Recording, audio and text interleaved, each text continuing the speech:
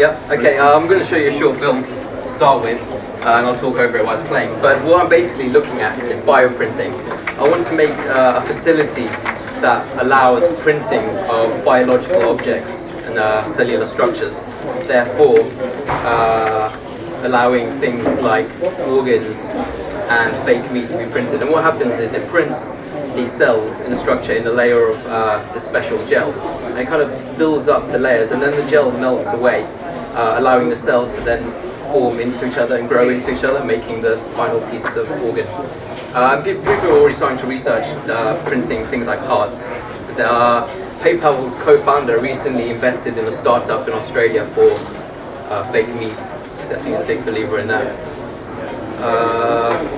Yeah, and I think there's some pretty interesting applications of what can be done with it. So this is kind of like my product of what I want my workspace to produce. So I guess my workspace is a kind of a cross between a factory and a place to ideate what you're going to do with these things. Obviously you can make meat, and also organs obviously help people. And meat, it could, we're heading towards a food crisis, and it could reduce some of that. And it kind of raises a lot of interesting about ethics. Would you eat meat that wasn't grown off animal? Is it ethically okay?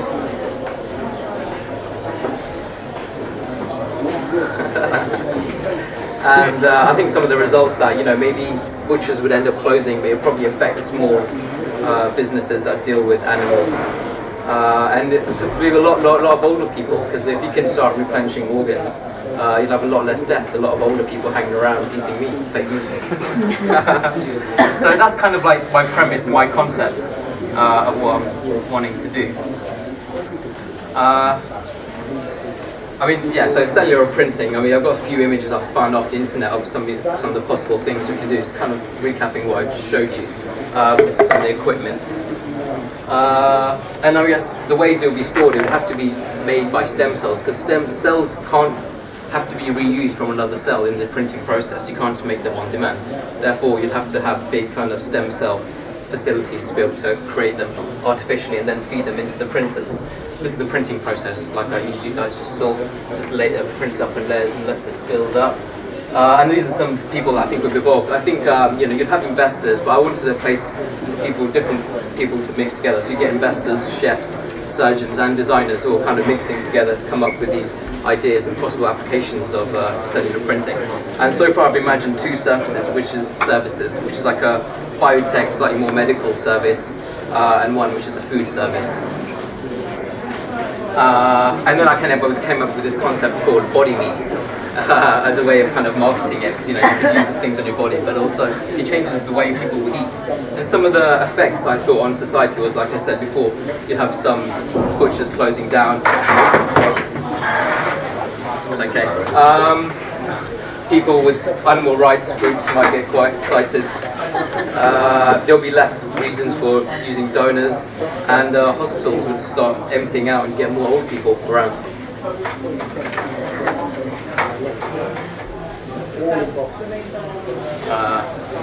That's that bit. And then I started making a campaign advert as possible ways of advertising, this kind of new concept. So I got this one, from my favorite, my body, my meat. The Body Meat exclusive dining restaurant. You could probably, I thought maybe why not take a swab, put it in, book you in for a meal a week later and eat a bit of your own meat. Eat your own breast for dinner. Another one, be the kind of person you want to meet. Customize yourself for your local meat print. One world, one choice, ethical meat voice. That's for the kind of... Yeah, exactly. People want to go in there. Oh, this one, lost my father, lost my sister, lost my son, lost my everything. No more. Organ printing technology is changing the world. And those are my adverts.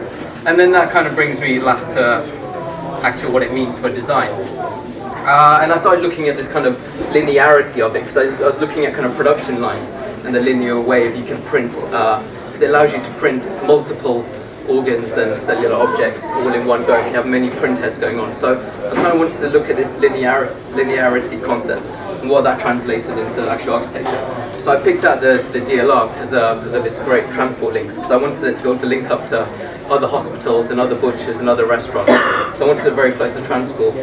So at the minute I've stuck on top of the transport a place for cars, above which I've got a place for actual printing, a place for people to ideate for those different surgeons, designers, people to come together, and right at the top, stem cell printing facilities. So again, these are just kind of photo montages trying to explore linearity, how it applies to infrastructure in particular. They're just kind of quick photo montage.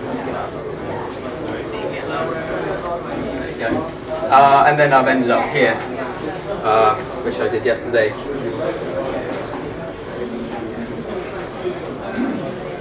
Which is again, which is basically kind of where I was, and explain the linearity, but I wanted like kind of one long linear printing line throughout, and the rest of the programming kind of mixing around that, kind of changing around, so you get interesting spaces, a bit like Zaha's BMW office, where you've got the production next to the office and workers can mix. And that's it. That's where I am. Please invest in body printing. Body